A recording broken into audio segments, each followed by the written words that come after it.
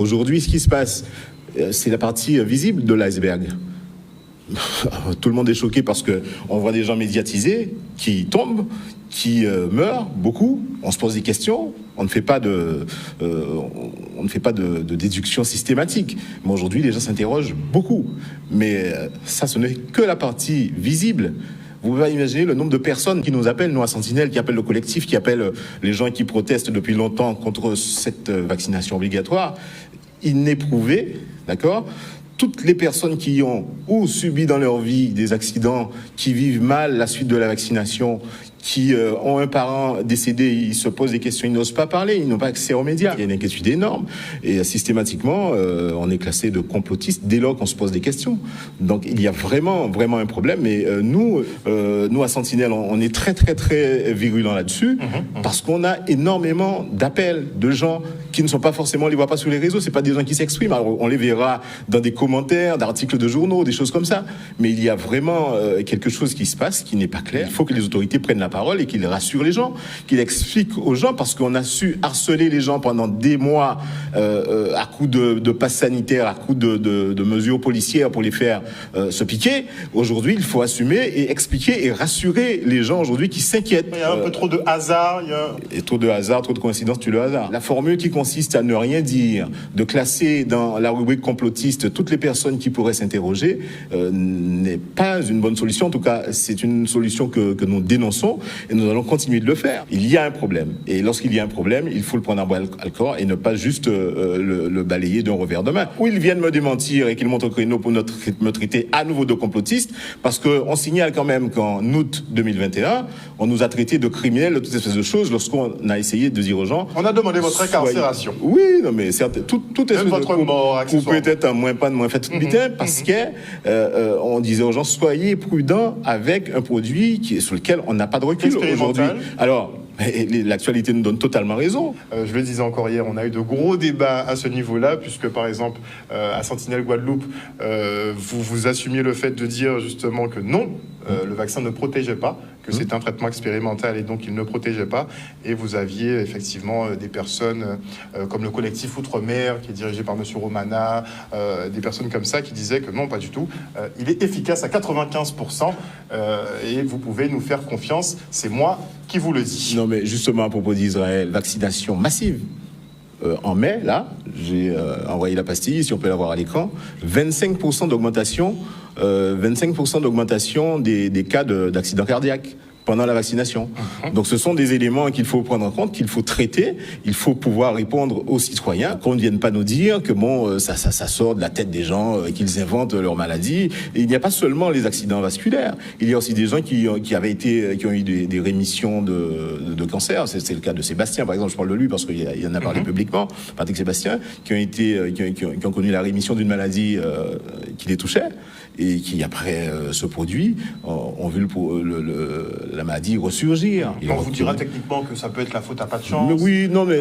Oui, mais alors à ce moment-là, tous ces spécialistes, parce que je le répète et j'assume, je ne suis pas scientifique, je ne suis pas médecin, mais tous ces spécialistes qui montaient sur les plateaux pour venir assurer de l'efficacité du médicament, qu'ils viennent se confronter aujourd'hui aux gens qui sont accidentés, aux gens qui sont malades, qu'ils viennent. Moi, je vois Romana venir répondre aux gens qui crèvent tous les jours. Je vois Romana venir dire aux gens qui ont refait un cancer après la vaccination. Je veux voir Romana venir répondre, et on parle en Guadeloupe, mais que Romana aille faire nos mailles, aille répondre à Patrick Sébastien, mettez en place à Macron, aille répondre Sébastien, aille répondre qui dans la salle. C'est terrible parce que ces gens-là avaient un culot extraordinaire pour venir à la télé, harceler les gens, traiter les gens de tous les noms, et aujourd'hui on ne les voit plus. Et les gens souffrent en silence, les gens meurent en silence. Je pense que l'objectif qui consistait à vouloir vacciner 100% de la population, c'était d'effacer les témoins. Quand 100% de la population est vaccinée, on ne peut pas dire que c'est le vaccin qui est en cause.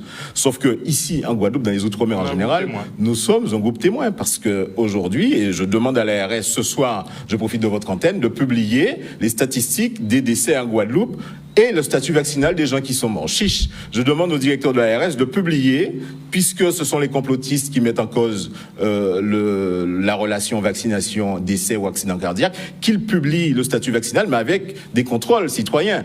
C'est sérieux, il n'y a pas qu'on y ait des graphes de Nux qui viennent de nos chiffres. On a connu ça en 2021, de Nux sortait des chiffres de son chapeau, toutes ces cellules-là, quand qui boit ça, tout le monde quand il vient répéter nous, il n'y a aucun contrôle, rien du tout. Donc il ne s'agit pas de ça. Lorsque M. Macron monte à la télé, qu'il pousse l'ensemble des Français, lorsque M. Lurel en Guadeloupe, lorsque tous les responsables politiques embrayent le discours de l'État en disant vaccinez-vous pour protéger votre voisin, votre maman, votre grand-papa. Sinon vous serez un criminel. Ils sont en train de mentir parce qu'ils n'ont aucun document du fabricant du vaccin à ce moment-là le prouvant. Donc ils étaient en flagrant délit de mensonge. Le président de la République, tous les élus qui ont embrayé le pas à ce discours-là ont menti. C'est pas Pfizer là qui est en cause. C'est Pfizer dit qu'il n'avait pas testé est-ce qu'il y a qu'à transmettre les. Sauf que vous avez obligé des gens à le faire. Alors, sur quoi il s'appuie, c'est sur la pharmacovigilance.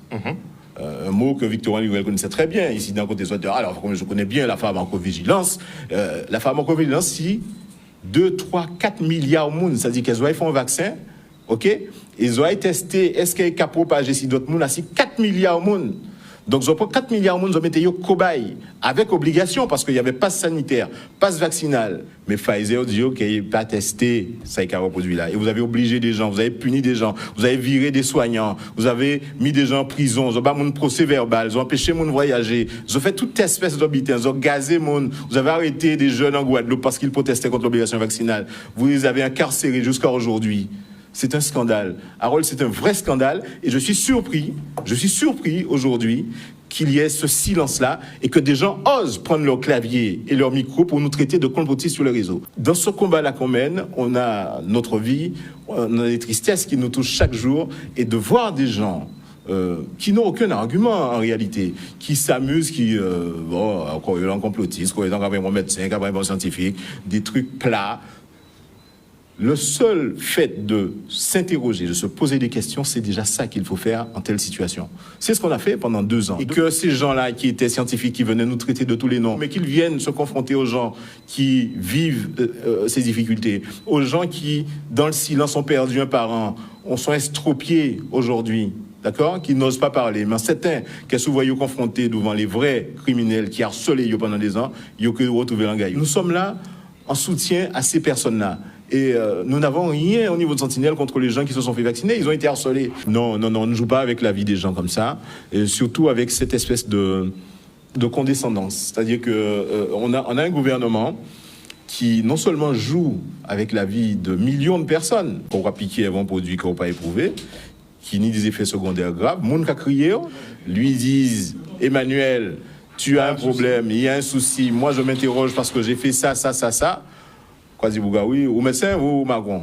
Je ne pense que ça n'a rien à voir avec la vaccination. De qui doit, vous, Macron, qu'on permettre de vous dire que ça n'a rien à voir avec la vaccination? Au médecin, depuis quand? Je peux répondre à Macron tout ce qu'on me répond. À moi, on ne peut plus faire confiance. On ne peut plus faire confiance parce qu'on se rend compte, et il y a encore un truc qui est sorti là cette semaine, où on a vu que 835 millions ont été délivrés à des lanceurs, à des têtes d'affiche médecins pour propagander le vaccin. Pour faire de ces conflits d'intérêts. Pour faire la pub pour les laboratoires. Ça va éclater dans les jours qui viennent. Alors bon, on est diverti par toutes espèces de choses, par l'Ukraine, par des choses comme ça. Mais il y a un vrai scandale international, d'État certes, mais qui est international, parce que ça a été le cas en Allemagne, ça a été le cas en Espagne, ça a été le cas au Canada, aux États-Unis pareil, où il y a une doxa générale. La doxa McKinsey, hein. Oui. On peut le dire clairement, c'est McKinsey qui établit les politiques dans ces pays. Oui, imposées par les gouvernements. Et aujourd'hui, c'est en train de leur péter la gueule, pour dire les choses clairement. J'ai vu qu'au-delà du vaccin, globalement, vous avez commencé à faire des posts un peu sur les groupes Bilderberg, sur des personnes un peu que des gens devraient connaître comme Klaus Schwab. Pourquoi vous vous préoccupez de ce genre de personnes? En général, les gens qui se préoccupent d'eux, on les appelle des complotistes. Hein. Donc là, vous reprenez encore des dossiers sensibles.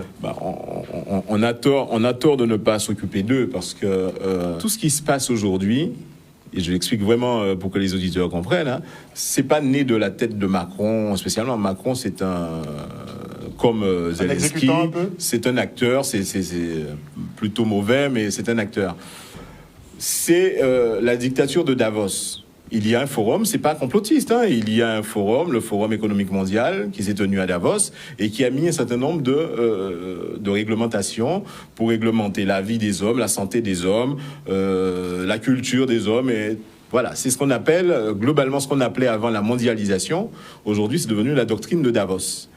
Et simplement aujourd'hui, il y a un certain nombre de gouvernements dans les pays occidentaux, en Canada, France en tête de liste, hein, vous avez Canada, France et Espagne, et États-Unis. Bon, à États-Unis, pas Biden qui est l'ombre de lui-même, ce sont ses cabinets. Donc McKinsey, tous ces gens-là qui sont ce qu'on appelle des young leaders et qui répondent à ce qu'on appelle la dictature de Klaus Schwab. Alors c'est technique, on essaie de vulgariser de plus en plus que les gens comprennent. Il faut savoir qu'il y a des gens extrêmement puissants au sommet du monde qui pensent, et peut-être pour eux, ils pensent bien, qu'il y a une façon de se comporter pour les êtres humains qui va sauver la planète. Grosso modo, c'est ça. Alors aujourd'hui, ces gens-là ont décidé qu'il faut un groupe de personnes hyper puissants financièrement et d'autres qui seraient des exécutants. Et à la limite, ils peuvent crever parce qu'ils ne sont pas très utiles, sauf pour planter quelques trucs. Mais il y a cette séparation entre les élites et le bas peuple qui se fait. Et ce n'est pas du complotisme. On ne pourra pas se battre totalement contre ça, mais il faut que les gens restent éveillés. Il faut que les gens se disent que tout ce qui est dit dans les médias, dit mainstream, ne sont pas paroles d'évangile. La preuve, on revient sur le soi-disant vaccin, c'est qu'on vous l'a vendu comme un produit qui allait vous empêcher de contaminer vos grands-parents.